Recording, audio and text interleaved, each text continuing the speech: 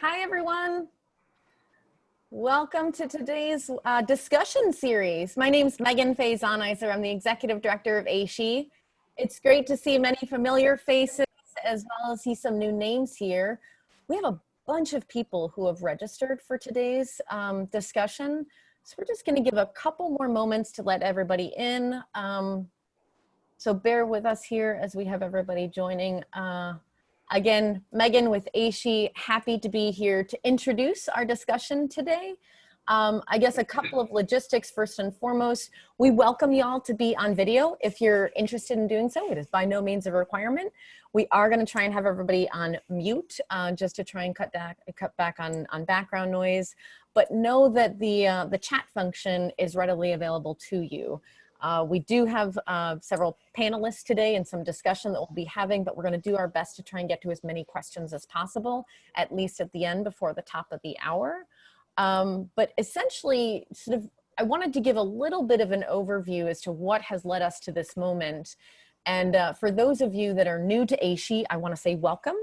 AASHE is the Association for the Advancement of Sustainability in Higher Education. For those of you that know us, you know that we support anyone in higher education that's working on sustainability.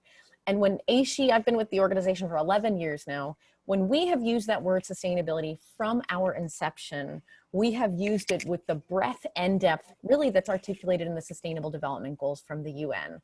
So recognizing that social justice, racial equity and social justice, AASHE sees as fundamentally interconnected. And we have felt that way since our beginning. I will say, I think throughout the evolution of AASHE's work, as well as how sustainability in higher education has evolved, that understanding of the breadth and depth of sustainability has not been clear to all of our constituents. So the past several years, AASHE has really tried, again, for probably a decade, to emphasize racial equity and social justice in our keynote speakers, in our STARS rating system. But I think we can probably all agree there's still a lot more work that we could do. And a few years ago, it became so clear to us that while we've been trying to advance and deepen the conversation around sustainability, we needed to do much more. And essentially, we started, as recommendations from many people around us, we started internally, recognizing that if we're really trying to, again, expand the understanding and the breadth and depth of sustainability, we first need to start at home.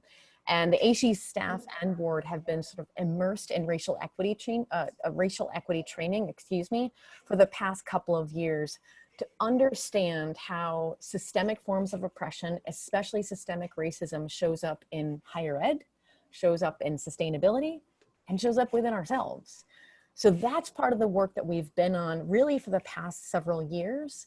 And then, of course, in the spring, with the absolute atrocities with George Floyd's murder, with Ahmaud Arbery's murder, with Breonna Taylor's murder, and on and on and on. AASHE and many of our constituents are at the point where we needed to be much more intentional with how we are engaging our community around this conversation. And as a primarily white organization serving a primarily white community, we recognize that, and I'll speak for myself, I recognize as the white female executive director, I have such dedication and commitment to advancing our racial equity and social justice work. And I'm not the one that necessarily needs to be leading this conversation. So really recognizing that there are people of color, Black people in particular on our staff and in our community that have been advancing this work on their campuses and in their communities. And I'm thrilled to be able to engage several of our leaders today in this conversation. One of my colleagues here is going to put in the chat a resource list that Kimberly, who you'll hear from shortly, initiated and pulled together that has been crowdsourced by our community that lists a bunch of different racial equity and social justice resources, making these connections between sustainability and sort of traditional operational sustainability with, as we say internally, RESJ, racial equity and social justice. So this discussion series really is meant to not solve any of these major overwhelming questions, but really advance the conversation. And I'm so thrilled to be able to introduce you to some folks that are going to tee up this conversation. Our discussion is going to be moderated today by Kimberly Smith, who's our Director of Marketing, Meetings, and Membership at AASHE. Kimberly's been with the organization. Many of you know Kimberly. You've probably seen her at our conference, managing all aspects of our conference. And over probably a year and a half ago at this point, Kimberly was promoted to oversee membership and marketing in addition to all of our meetings. She's played such an important, really pivotal role in advancing so many aspects of the organization, especially and including our racial equity and social justice work. And joined today are two other panelists. We have Ariel Stevenson, who's the Assistant Director of Programs and Initiatives, the Office of Inclusive Excellence at California State University, San Marcos, and Raghavan, who's the Director of Sustainability and Associate Director of the Miller Worley Center for the Environment at Mount Holyoke. And Raghu just made that recent transition, so I want to congratulate him on his new role. Some of you might know him from Mizzou. And at this point, I want to say welcome. I am so grateful to Kimberly and Raghu and Ariel for being here. And with that, I'll pass it over to you, Kimberly. Well, thank you, Megan. And hello, everyone. I'm very grateful that you're on this call today. I especially want to thank our two panelists, Ariel and Raghu. I am looking forward to having this conversation. And how I kind of want to start this off is to first acknowledge that talking and learning about race is hard, uncomfortable, and sometimes threatening. But I think it's important for us to be able to lean into the discomfort because caring about sustainability includes caring about race. Fighting against racism means that we need to take responsibility and recognize that the history that we all share and perpetuate and learn how to talk about it, which is why we are here today. So I want to start the conversation off by reading an excerpt from an article that was published back in May in Inside Higher Education. And I thought it was so eloquently written by three women who are all upstanding scholars in their own right. And I really thought that I clipped some of the article, but I just want to read this small part to sort of reinforce this notion of us having a conversation. And it goes like this. In today's climate, race is on students' minds and they want to talk about it. Even so, many students and professors are not comfortable discussing race or equipped to have effective conversations about it. People show up to conversations about race with different histories, opinions, feelings, misconceptions, and knowledge. Talking about race exposes our vulnerabilities and blind spots. Students fear being misjudged or misunderstood by their peers or their instructor, while professors worrying about getting called out on social media or in teaching evaluations for making mistakes. Done right, however, conversations about race can be effective and even empowering. To accomplish that, we need to deal with a major stumbling block. People often show up to conversations about race with different and even inaccurate understandings of what race is and what racism means. We propose that by developing a shared understanding of race as actions that people do rather than a thing that people are, educators can facilitate more effective learning experiences and conversations. Talking about race as actions that people do helps establish common ground, foster a shared vocabulary, and provide the opportunity to improve racial literacy. So I'd like you guys to reflect on that for a minute, and I'm going to ask our two panelists. Ariel, I'll go to you first. Give us a reaction to that excerpt from that article. What's your reaction hearing that? I think it's spot on. Even as a very young sociologist, I was taught that racism is an act and we constantly are racing every day.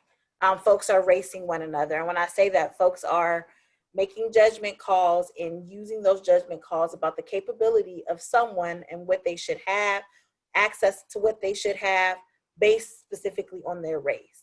And so when I see what's happening globally, when people are calling on bird watchers, they are racing, right?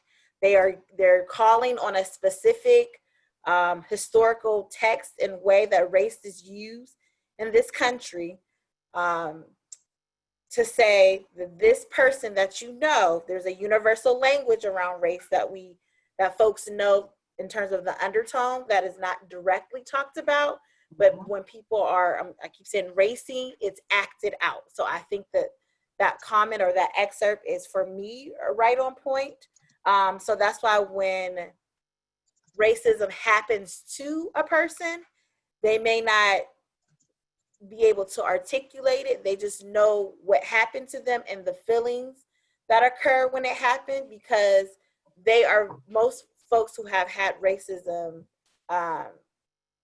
against them know what it feels like. They know what the action of being race feels like to their actual body.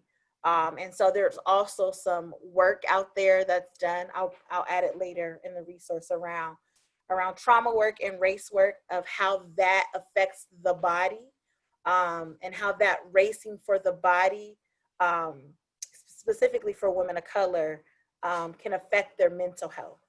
And how even there's some new research out there, and I don't want to misquote the name or the titles because I don't know them offhand right now, but how that even race now, the way in which that societies before us are being racist, are being carried forward from mother to baby. So that's how you know it's a very, an action that's out there that is happening that can be carried forward almost down, I don't want to say genetically, but it's being carried forward in a way that we haven't thought about before. So. Yeah. I think I know what study you're referring to. I read something in the past month or so that talked about the physical effects of racism. Raghu, I'd like to hear your reaction to that. Well, I will, not having grown up in the country, I can't comment to, the deep set descriptions that Ariel just made. But of course, I second what she said. I do want to comment, what I do want to comment about is that racism is not some kind of isolated incident or activity. It is omnipresent. It is present all the time. It's not one action here or one action there or something like that. This entire society, the foundation of this entire society has been racism. I know it's unpleasant for some to hear, but that's what it was built on. So we have to look for it in terms of its impacts all the time. I also want to kind of speak about the implications of this issue within our profession, which is sustainability. So race and what is commonly considered, environmental sustainability, they are intimately related. They are not mutually exclusive. It is all about power and decision making. So essentially the environmental impacts that we see, which is climate, environmental degradation, pollution, so on and so forth, the climate crisis, are because of racial injustice and economic injustice.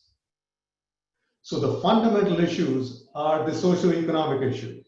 Racism, gender discrimination, so on and so forth, are the fundamental issues. And the symptoms or the impacts of that are displayed in the environmental issues. And this is one connection that a profession needs to make as soon as possible. We cannot keep treating the symptoms.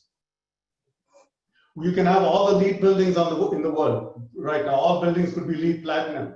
But unless we tackle racism and so on and so forth, gender issues and so on and so forth, discrimination as a whole against indigenous people and so on and so forth, we cannot have a sustainable society. So, and I could keep talking about all this, but I do want folks to contribute. Well, we are going to keep talking about it, so you're fine. I just wanted to pause and ask the audience by a show of hands, how many of you understood what Raghu in particular just said when he made that connection, that racism is at the heart of any of our environmental justice actions? I paraphrased it, but how many understand that? Okay, so we've got some teaching to do, and that's That's exactly why we're here today. And I've been at AASHE I'm 4.5 years now. And one of the things that struck me is, I mean, I did not work in sustainability when I came to AASHE. I was a meetings expert and have worked in that industry for nearly 30 years when I came to AASHE. So I took a hold of sustainability. I love this field, trying to absorb and learn as much as I can. But I remember when AASHE signed on to one of our partner organizations about, I think it was gun violence. And then we got a question by one of our members, a couple of them actually, asking, what does gun violence have to do with sustainability? When we put the conference video out this year, had a picture of a protest saying Black Lives Matter, we got a question saying, what does this have to do with sustainability? Why is it in this video? So I knew that we weren't making the connection. So I'm going to ask Ariel or Raghu, who wants to help make that connection between sustainability? You can call it sustainability, environmental justice, climate justice. To me, they can be used synonymously. Well, Ariel can go first. Anti-racism, rather. Say that again, Raghu. What? Oh, sorry, Raghu. What did you say? No, I just said Ariel should go first, and then I'll try and build on that. Okay, that's fine. You okay, Ariel, to do that? Yes, Okay. I am just going to extend just basically off of your point. If you understand that a system systematically folks are disadvantaged economically, then and if you understand that that system exists, because I think that people don't believe that there is a system that exists that disadvantages folks, right? And so understanding that there's a system that does not have equitable treatment for access or opportunities for advancement for all people, while understanding, Raghu talked about like social, economic, and political opportunities and outcomes are different based on race. If you can understand that that system exists, then you can understand that that same system that exists for racism is the same system in the world of sustainability that exists when we talk about folks who don't have access to clean water, folks who don't have access to clean air. When we talk about it on our campus, when we talk about students specifically that don't have access to transportation because maybe they come from a reservation, that we have students who may not have running water every day. And in our system, we say we serve marginalized communities, right? That's how we package it. But if we unpack what that really means, it means we serve students specifically who don't have the access, the opportunity, and the advancement they need in order to have the outcomes for them to have this fair race that we talk about in the United States. Yeah. And so when we look at it as one system, I think we look at the system, and it's the way we do the academy, right? We come to it with a discipline. We don't come to it with an intersection. It's only, even though before Kimberly Crenshaw, intersectionality was talked about, we are only making it popular to talk about now. Right. Before we talked about Black Lives Matter with George Floyd, folks have been since the beginning of the creation of the Americas at a disadvantage starting. They haven't had equitable access. So a person who's coming, who's not even a person to the country, who then ends up living in a condition for generations, right? Because if their starting point from the very beginning, because we don't talk about the historical piece enough. I know in structural racism, we have to focus on the structural piece. And I think for sustainability, the structural piece and the historical piece is sometimes missed. And so even for when Kimberly talks about the way in which she entered this work, she did this particular thing, but this was very kin to the work that she's done. Many folks of color have been doing sustainability work all their lives and has without not knowing it. And don't call it sustainability work. Right. You've grown your own food. Your grandmother had greens in her backyard. You've been recycling and reusing out of necessity because of your economic or not lack of economic opportunities. You knew how to make something out of nothing. Those are the conditions of folks. You come, Right. if folks come here, they're undocumented. They've come from something else to make this opportunity for something greater, because that's what we globally share is what we say we do. But then they show up working 4 times as hard, having to know the language, having to know, participating in a system, giving money to it, and then being told to their face that they don't contribute. And so they're already at this disadvantage. They don't have this access. We're telling people that access needs to look a certain way, even to be a part of sustainability.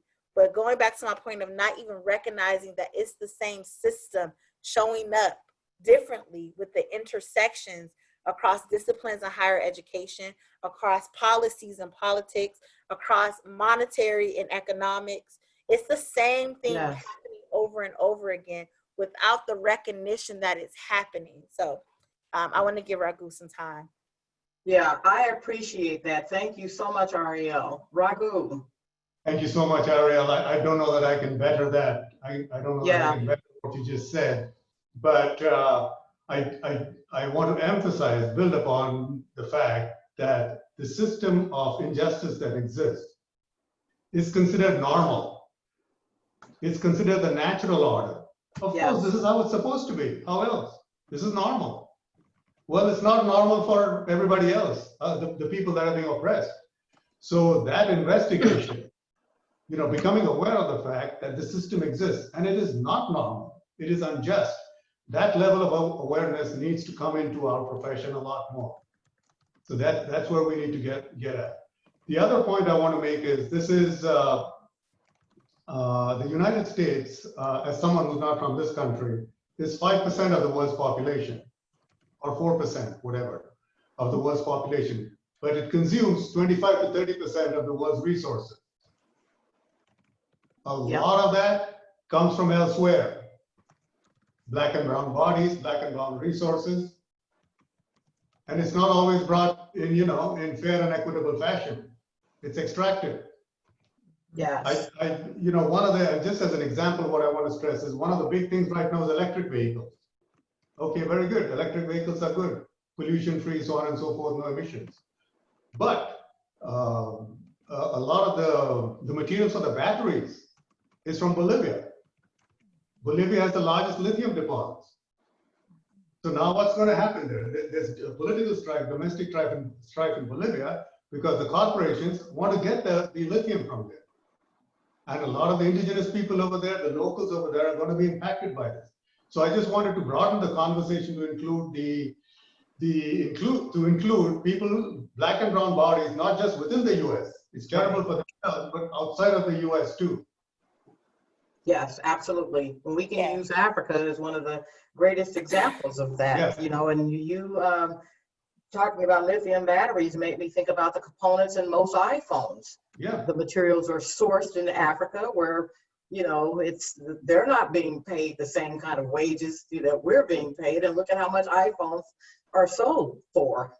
So I want to ask you guys to help us identify some of the structural and systemic areas within higher ed that perpetuates racism. Ariel, you mentioned a few of them, but I don't know that we're making the connection that is structural, institutional racism. And it's systemic because it keeps happening. It's just baked into the system. And I think it's important for us to understand these terms. So let's talk about, let's identify some of those things, because I'm sure some of you guys have heard of Ibram Kendi now and his anti-racism work. So one of the things that I've been a student of his for a while now, but certainly got back into it more. And one of the things that I've learned from him is that You cannot solve a problem that you cannot identify and that you cannot describe. Then you can start dismantling it. So I'd like us to talk, let's start identifying some of the ways that systemic racism is manifested in higher ed, throughout higher ed. Yeah. I think first, on a very basic level, I laughed because I think we talked about, I don't know if it was Megan in her intro, but we talked about this acknowledgement of racism. Higher education does not do very well at acknowledging their racist roots, right? It is only recently that we even do a land acknowledgement of our indigenous folks. Yeah. And even when we do a land acknowledgement, this is an example, we only do it in name. No one thinks about what does it mean to repair what was stolen and try to say this land that my particular institution, whether it's a land grant institution or an old chicken farm where farmers and indigenous folks lived, that's my institution. And what does it mean to say that this now, I understand that the system is imperfect, but this is what we have actively done to repair historically what was given back. So to acknowledge racism is the very first step. They tell you many things. Acknowledgement is the first step. And so right now we're acknowledging on some aspects of racism, but we're not even doing it consistently across our university. We want to focus right now on Black Lives Matter because it's important and it's the thing in the front. But then we don't want to apply it to undocumented lives because then folks say, well, they don't belong here, right? It's not right. Like there's this conversation, there's a separate conversation that's happening. And so I say that to say like higher education has to acknowledge racism. And they acknowledge it in saying, this is how my particular institution has benefited historically. I know some colleges, some Ivy Leagues have tried to do that. I think Harvard was one of them. But then with taking the actionable steps connected to that. And so I think that we do a lot of symbolic things. And I say that to say that when everything happened with Black Lives Matter and what happened with George Floyd, how many companies did we see put out a statement? How many commercials came out? How many different ways in which people were like, we stand with Black Lives Matter, when 5 minutes before Black Lives Matter, let's not forget, is the enemy of the state with Vice President Pence on the list, FBI list, most wanted. And so folks forgot that piece for a minute and did these largely broad symbolic statements. And the whole time I was watching, I was like, we're spending a lot of money on advertising around the work, but that money for that $1 million commercial could have been given to essential workers, right? Like the actual money, like the conversation around actual pay or cost of living.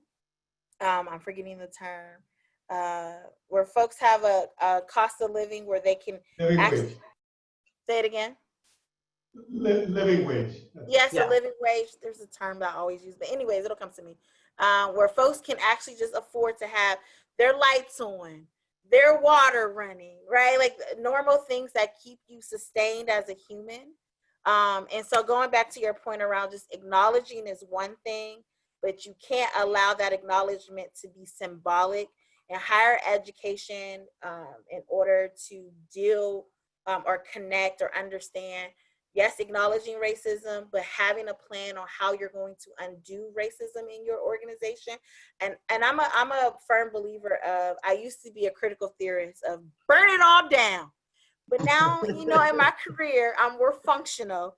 And I do think that there are steps that can be taken. And so one of those, or among those steps, is looking at how we've perpetuated some of these things. I think Megan did a good opening talking about AASHE, of how they started and what the goals were, a recognition and an acknowledgement of who she is in that system, and who needs to be a part of making that organization better, inclusive, responsive access, right? I think that is super important in higher education. I think that's something that we could be doing better. I also want to acknowledge that I don't think pedagogy and assessment currently meets the needs of our shifting times. I think we have an old way of applying education, and if you know about the history of education and how it was formulated and how it's for middle class men, specifically white, and how it was on the backs of indigenous folks, and how folks who the education was supposed to be for never really received it, then you can understand when I say that there's this historical way in which we just apply those same methods and we don't shift with our times. I'm saying a lot, Kimberly. Is that Yeah, no, that's what If I'm I may- looking for. So If I may just add one, fantastic, Ariel, and all I want to say is that higher education, academia essentially functions as a part of the establishment. It actually gives intellectual credibility to the existing systems. It makes them credible. So one has to be very careful in when one looks at academia to find out whether it's part of the solution or is it making the problem worse. So that's what we need to look at. It does operate as part of the establishment. And so examples of that would be if you have children in K through 12, like we talk about the prison pipeline, how it exists and how it's active. And we know statistically it says that young Black men in preschool, young Black boys, let me be clear, in preschool are criminalized, right? They're suspended. It's like, how you get suspended from preschool at that age? And so what does that look like? On our college campuses, it may look like, and this is what I get a lot of young Black men and women, they're like, I was walking across campus. I think the police was following me, but I'm not sure. And then when I went to the library to get and check out a book, so I work all day, so I have to be on campus late, and the library closes at midnight. So I was rushing across, I was running at 11:30. And so when I was running, I would stop and ask, are you a student here? right. And like, are you a student here? This is the student telling me. But I didn't say that. I said, yes, I'm a student here. I'm rushing to the library before it closes to get the book that the professor put on library loan for me. But if you hold me longer, you're going to detain me from getting that book, right? And so then the student is then asked many questions and having an experience of that they don't belong. Because if you ask somebody if they are here, you're saying, do you belong? Should you be here? Just based on what they look like, right? And so I think, Kimberly, remind me of the question. I don't want to be on too much. Examples of institutional racism. Yes, so that's an example of put our finger on it. Yes, it is. And I always say in our data and assessment, I'm very big with working with our institutional planning office, because even in the way in which we ask questions, or we ask the questions and don't unpack them and don't do anything with the data, is important. All the way back, I skipped over this, the admissions process, right? Some of us I'm from California, so our CSU and the UCs have a different admissions process from private schools, where they're looking at this overall way of saying, does the student belong, right? And so for some of us, belonging can be used as a word of who can assimilate well on our campus and who cannot, right? And so even at the onset, systematic racism shows up in that way. Even in our sustainability programs, I think that so a lot of us are actively trying to undo who's a part of sustainability. And so a way to perpetuate racism on our campus is to say that we care about sustainability and we care about what happens, but then you only do a bicycle program, you only do a recycling program. And if someone does a gun violence, a program about race, or anything that stems away from that, you question if it belongs. That I definitely think that's a way to practice it. I also think the way that we do funding and metrics. I know on some of our campuses, we know what colleges get big money and what colleges don't. And we know what students belong to those colleges and what students don't, or those our programs are X, whatever you put, your academic programs, right? We know what programs get supported and what programs do not. We know when we see a push, like, let's get all, so we need STEM for students of color, but we never lay the groundwork to invite students of color to be a part of the major, because even at the onset for the counselor or whomever told the student, instead of showing them this is the support to make it to student success, we never offered that. And then even going back to my point around sustainability, we do all of these things that seem very centered around a white way of thinking. And so when folks, and my students literally said this, I'm not a part of the sustainability program, Ms. Ariel, because how can I argue about what's going on with climate change in Wales when my Black body is being murdered and they don't show up for me? Right. So that happens systematically because we have a system. Somebody, I think Raghu or Kimberly said it earlier, we have a system that allows it to show up in a way where you don't have to engage in such things. That is acceptable for sustainability to only do recycling, to only focus on if my building is a LEED building, to only focus on facilities in a certain way and not look at the makeup of the facility personnel and look at the leadership of the personnel. And then that is the person that's going to help carry out and say the messaging around the work for sustainability. So those are a few examples. I hope for the audience, some of this is making sense. I know that there is a lot going on right now with some of the things that I'm sharing and that Raghu was sharing. But it's really a challenge. Like, we have to really be at the forefront of challenging our institutions. And I say that lightly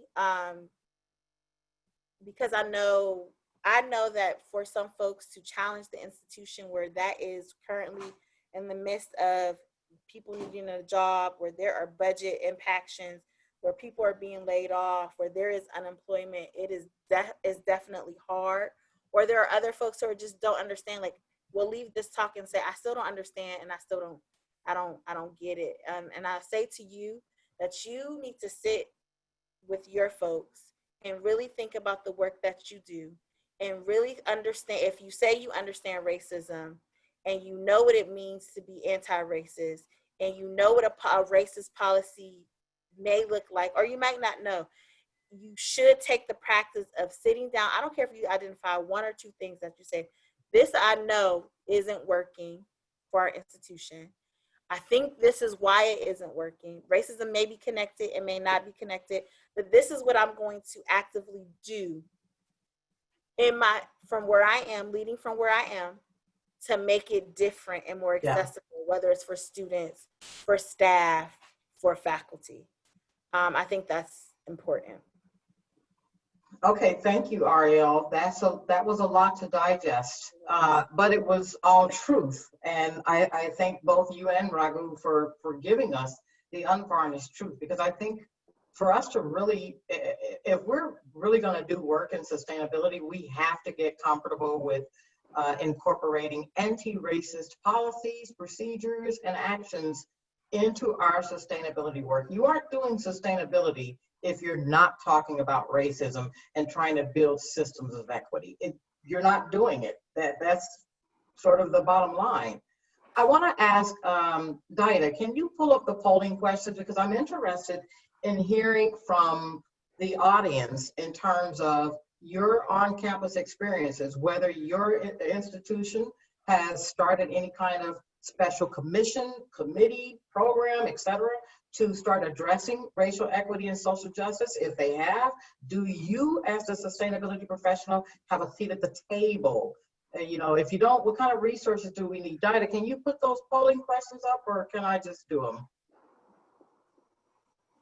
And Daida might have left me, but They're we'll up. come back No, to them. Kimberly, they're up. The poll is up right now. Oh, they are up. So are all 4 questions up, Megan? Yes. Okay, great. If you guys just take a second to answer those quick questions. I think it's important for us to understand where we are as a community, and particularly, you know, from my role here at AASHE, I want to see us make a difference, you know, but if there are certain tools that everyone needs, then we will get to work on creating those. I know that our Diversity, Equity, and Inclusion Committee is working on certain resources, so we definitely want to do that. And also, I want to take a second to ask Ariel and Raghu if there are examples of institutions that have clearly made made either central to their work or have just simply made the connection between racial equity, social justice, and sustainability that we can use as models for our conversations today. So I struggle with that question. I feel I'm based in California. I'm more familiar with the CSU and UC system. And so I definitely think that if people out there know examples of folks that are doing the work specifically and doing it well as a template, to share it with us. I don't know specifically who is doing sustainability and diversity or inclusive excellence or social justice work interconnectedly very well. I can't think of one institution that's doing it super well, but I can think of a few institutions that are working to make the connection, and I think that's where we are.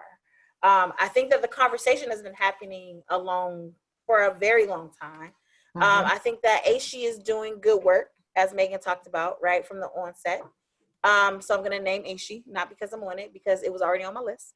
I think that I appreciate what UC Santa Cruz is doing, even when they talk about what we at our institution, we call it inclusive sustainability.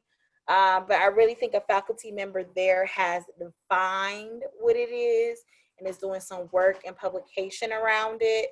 And that piece, I think that even, and I'm again naming the CSU because those are folks I work with and I've been doing work with them for the last couple of years.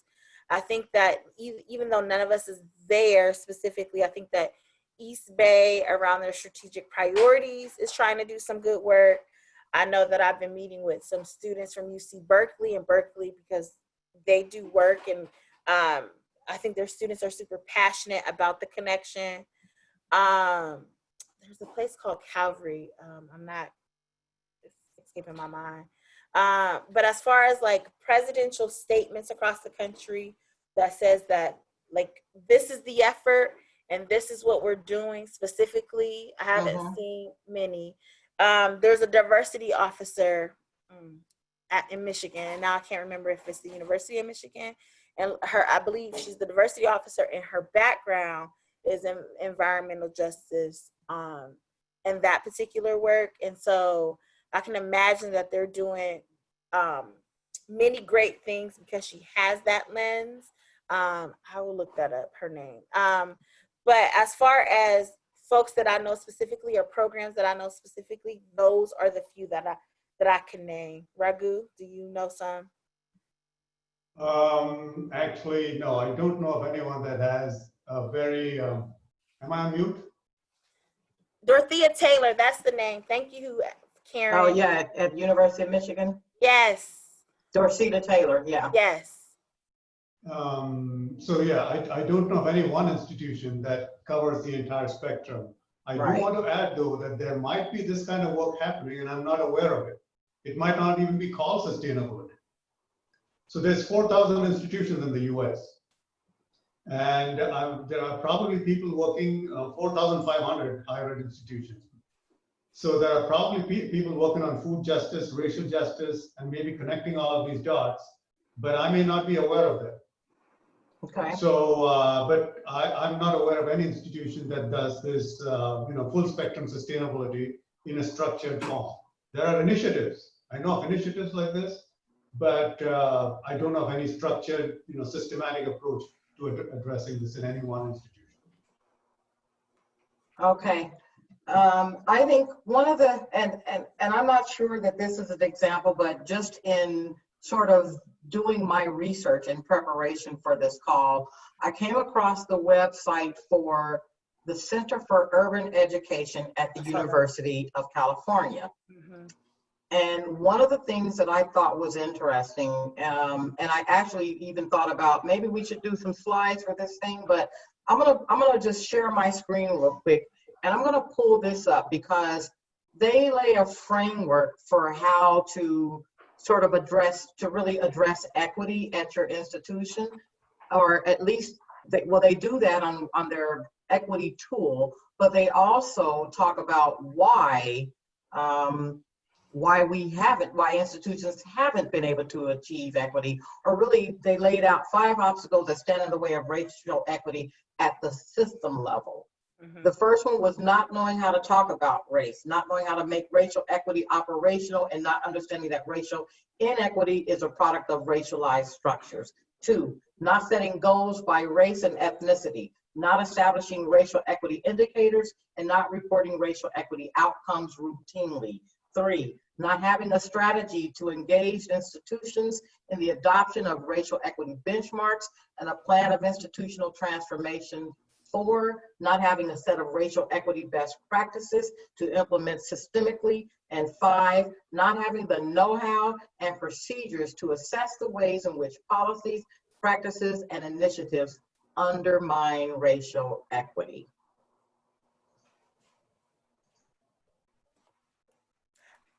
By a show of hands. Oh, go ahead, Ariel. No, I'm just curious to know. agree.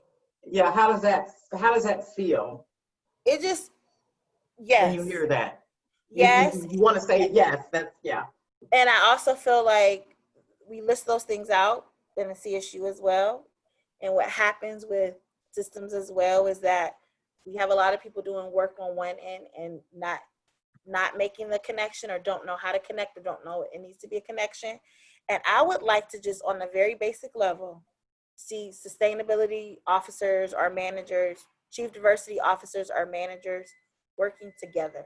That's like the one ask that when we have presentations, or if they can't do it systematically, and I know a lot of centers or initiatives, they literally, like, that's the work that they do to do it together.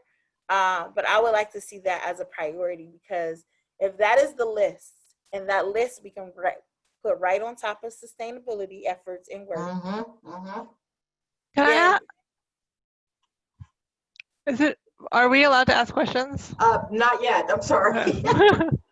That's okay, wait, I'm sorry, Ariel, go ahead. And so I just think that I just want to see more of a concerted effort. That's all I was going to say. Yeah.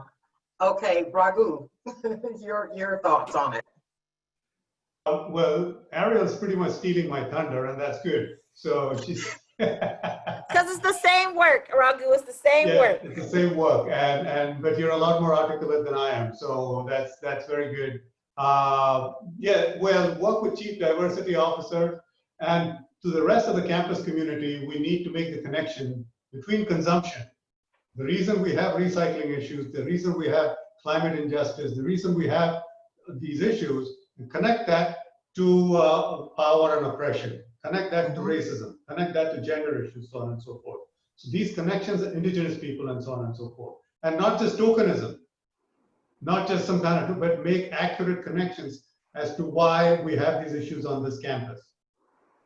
I also was going to add that for STARS, I know that we specifically asked like the diversity questions and the diversity work that's going on our campuses. I would like to see maybe that question changed, or another question added around how is this work being done together between sustainability and diversity efforts. If that could be a question, or if that question on the start, because I think we all do a bunch of diversity efforts in many ways. And, you know, even when we talk about definitions at the very beginning, I think even to go back, we don't define where we are, right? Like, yes. Many institutions talk about diversity and inclusion and social justice as one, and equity and equality as like it's all the same thing. And it's not. Right. And so spending some time doing that in the world of sustainability, that's what we do on our campus and what that means. But that was my second ask. If even for AASHE, because there isn't that many rating systems, like, and I'm asking the same thing of our HEAT award, the Higher Education and Equity Diversity Award. They don't ask anything about sustainability. And I think that could be a question asked on their piece. How are they working together with sustainability? Do they think it's important? I think that folks like AASHE, ourselves, people in this attending this conference, our session or discussion or conversation, we need to have a shift ourselves saying that, where are the diversity people of your sustainability? For diversity folks, where are the sustainability people when we are having our conversations on all levels? Yeah, thank you for saying that, Ariel. I do think it's important for us to use the right terminology because sometimes we use a word to replace, a more accurate descriptor to minimize the effects of it. And I think it's important for us to get comfortable talking about racism and becoming anti-racist, and to talk about racial equity, and to talk about social justice. And diversity is a part of that, but it should not lead that. We sort of kind of lost the whole issue of dealing with the institutional racist structures that exist because we were focusing on diversity. Because that's the plan, Kimberly. Yes, of The course. goal originally, before there were diversity offices, there were specific offices that focused on race, like affirmative action offices.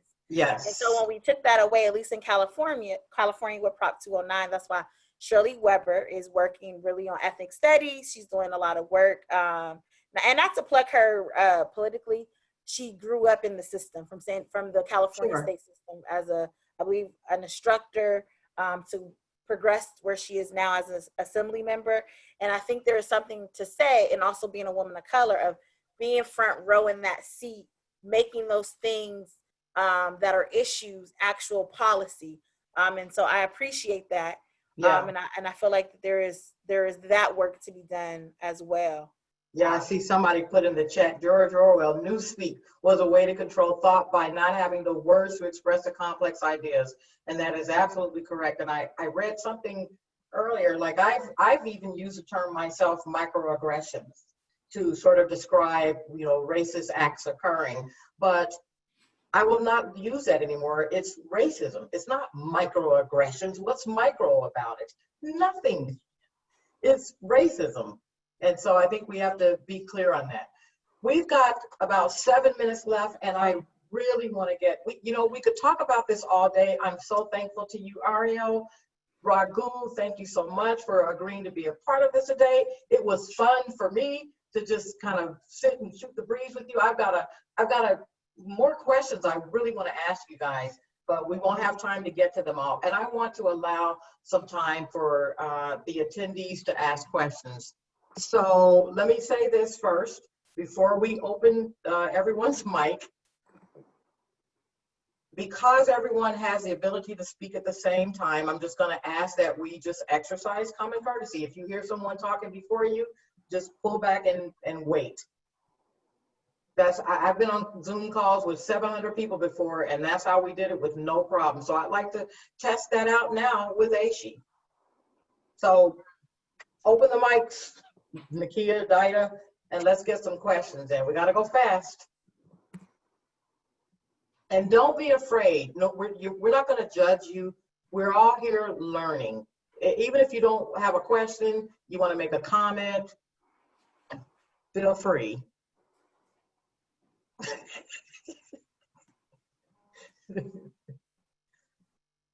Is Tina still here? Tina, do you still have a question? Hi, yeah, I posted it in the chat. I feel like that a lot of offices really want, understand this and really want to be engaged in it, but nobody cares what the Office of Sustainability has to say about racial equity and social justice.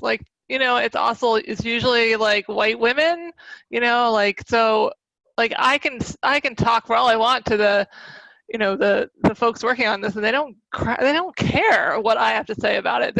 They see it as maybe trying to pull attention away from their work. So I'm feeling like I'm getting a lot of pressure to do this, but not really able to do anything.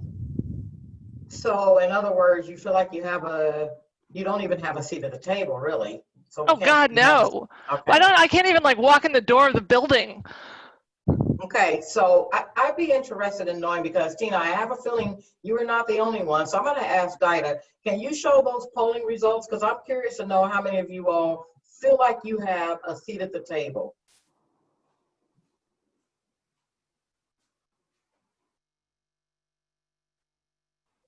And you all tell me, can you see them yet? Mhm. Oh, okay, I'm the only one. I don't like this hosting thing because I can't see them. Megan, tell us, what do the polls reveal? So basically, the first question, 74%, excuse me, said yes. Has your That their institution is doing something special or to address committee, RSA? program, etc. Number two, if so, do you have a seat at the table? 29% said yes, 71% said no. That's a problem that we need to figure out. We Yeah. need to figure out. Question three, do you feel comfortable addressing issues of racial equity and social justice in your work? 81% said yes, 19% said no. And lastly, what do you need? A lot of people, I saw this in the chat earlier, in terms of becoming more proficient in RESJ, some folks wanted it to be a checkbox so that they could say yes on more training, more templates, examples of successful initiatives. But in this box, it looks like what got the most votes here is examples of successful initiatives. Yeah, I kind of figured that would be. And don't worry, we will be able to grab your chat suggestions too. To Tina's question, can I add? So Tina and some folks I see in the chat, and I know y'all said y'all been like trying to have the conversation for years. So who have you been working with over that time? If you know you can't have the conversation, so sometimes I can't have the conversation. Folks don't, for whatever reason. Like for executive council, I'm not the person, right? And so where are you trying to make inroads for the people who can't have the conversation? How has that been looking on your campus? I'm just curious. Do you mean like talking to our chief diversity officers and Yes. stuff like that? Yeah. So Like, when we talk to them, we've years and years ago we've tried talking to them about the intersection, and I think it just, they don't see it as valuable to them. I definitely feel like those two worlds, I feel like it's a, how do I say this? It's like this competition for resources, as I think you talked about earlier, that if we focus on that, we can't focus on these things. And I feel like that education piece is hard. And Tina, I feel like sometimes you or I are not the person, but that process of elevating, like who is the person who would be able to listen, right? Like sometimes they don't listen to us, but they may listen to students in a different way. And so leveraging the student voice sometimes is what I have to do. And not like I tell because I don't like when faculty do this. They take all their qualms, they give it to a student, and then they use the student's mouth to voice their qualms. Not like that. Asking the students or whoever, because I talk about how do you build authentic relationships in the work that you're doing on your campus. And in that, so if it's not the diversity officer, but maybe it's the coordinator, or maybe it's the cross-cultural center or the Black Center, or a person there doing similar work or trying to do something, I feel like that is the starting point sometimes. You can't always, especially what's frustrating in the world of diversity is that it's like a revolving door of the people who could be working there, because the life of a diversity officer is 3 to 5 years, and the cycle of like trying to even get them up to speed on that particular work is hard. And I would even say in this, I don't know where you're from, in the CSU system, it probably would be a hard sell for me to say, we need to do this work and do it now, right now. Because there is not even just the lack of understanding, but it feels like here we are diverting the work of race to this very white space, and not having this understanding that the space is not, it may look white now, right? But that the work has to be done. And I agree that there needs to be work with some diversity officers. How to do that, I always say just connecting with identifying one person that's doing something similarly on your campus already. Because to me, on campuses, becoming a collective gets you more results than one individual person or one individual office. And working with those faculty or students who are like having the conversation and having the class and showcasing that is important. And I do a lot of making the connections for people. I literally go through the semester with hundreds of classes, see who's teaching what, and say, hey, I saw you teaching this. We're doing this. I think we can partner in this way. I got $2 for you, because I literally have $2 most of the time for some snacks, you know, and I could host this particular thing, but I really try to I do that with faculty. I do it with student orgs. I do it wherever I can. Even if the one recycling person for facilities is like, I've been picking up these things and I've been seeing this in the trash. I work with that one particular person and I build from there. And it can be a long process, but just connecting where you think a connection can be is the best to do. It's 101. I'm going to be quiet. Excuse me, may I say something? Hey, Yes, Patrick Kelly. real quick. Okay, I teach over at Henry Ford in Dearborn. There are a lot of Muslim students there. But, you know, I agree with what you were saying, that you want to find a person. But you know what? Just like this Me Too movement, it needs to be everybody. Yes. Not just the white females or the black females, but everybody who has a daughter, everybody who has a mother, everybody who has a sister, okay? And with the Black Lives Movement, it's everybody. And it, you know, I'm a white male, and all of my relatives come from the South, okay? They're all racist, okay?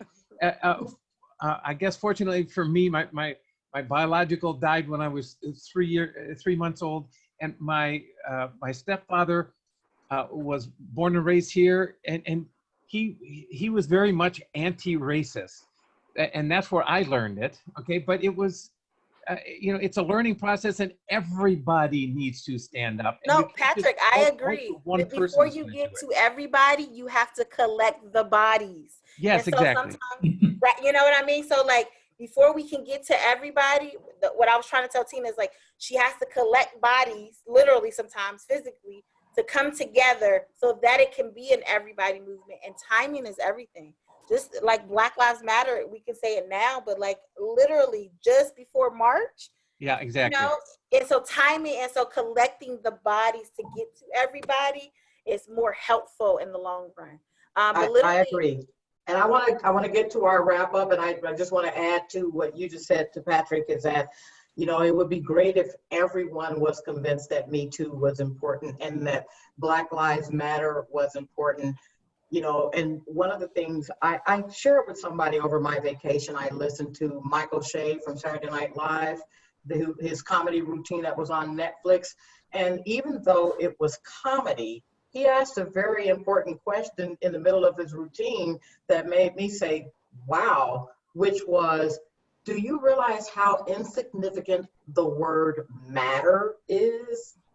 Awesome. And all we're saying is Black Lives Matter, yet there are still people who don't believe that. So we know we've got a lot of work to do.